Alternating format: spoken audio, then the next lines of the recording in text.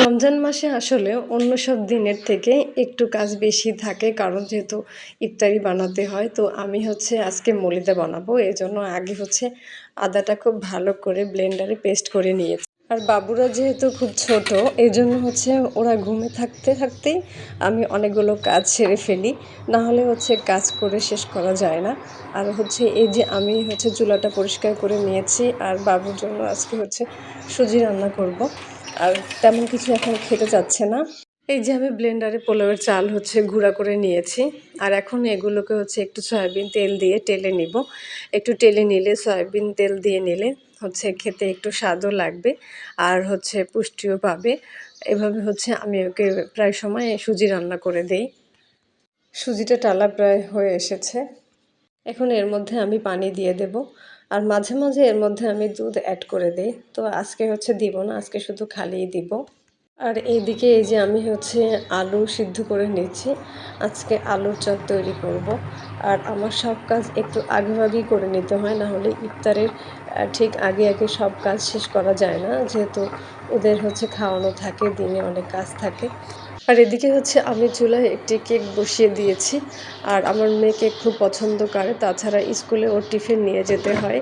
আর এই যে আমি বাজার একটু গুছিয়ে নিব। সকাল সকাল বাজার করা হয়ে গেছে। এই যে টমেটো নিয়ে আসছে, আর মাছ। আমাদের বাসার সবাই খুব আলুর চপ পছন্দ করে। আমি, আমার মেয়ে খুবই বেশি পছন্দ করি আলুর চপ। এই জন্য আলু আমাদের বাসায় প্রত্যেক দিনই লাগে আর কি। এই যে আমি বাজারগুলো গুছিয়ে নিলাম। এখন আমার ছেলের জন্য মাছ রান্না করব। এজন্য পেঁয়াজ কুচি, আদা কুচি এবং রসুন কুচি দিয়ে দিলাম। মাঝে মাঝে আমি ব্লেন্ড করেও দিই। তো আজকে হাতে সময় ছিল না, ব্লেন্ড করা ছিল না, তাই আমি কুচি করাগুলোই দিয়ে দিলাম। আর সামান্য সয়াবিন তেল দিয়ে দিলাম। আর একটু ভালোভাবে নেড়ে চেড়ে নিব। ভাজা হয়ে এসেছে প্রায়। এখন এটা বাদামি রং হয়ে গেলেই এর মধ্যে আমি মাছের টুকরাগুলো দিয়ে দিব। আর একটু ভালো করে ভেজে নিলে ঘ্রাণটা খুব সুন্দর আসে। এখন এই যে এর মধ্যে আমি মাছের টুকরা দুটো দিয়ে দিলাম। আর যেহেতু ও অল্পই খায় একদম, আমি অল্প অল্প করেই রান্না করি, আর সবটা খেতেও পারে না। মাছ ২ পিস আমি একটু উল্টে পাল্টে ভেজে নিব। আর মাছটা একটু ভেজে নিলে খেতে একটু ভালো লাগে আর কি। আর আমি চেষ্টা করি আমার ছেলেকে সবসময় তাজা মাছ খাওয়ানোর জন্য। আর এর মধ্যে আমি সামান্য জিরার গুঁড়া আর সামান্য একটু লবণ, যেহেতু ১ বছর হয়ে গেছে, এই জন্য একটু লবণ ব্যবহার করি। আর এদিকে আমরা আজকে লাল শাক রান্না করছি।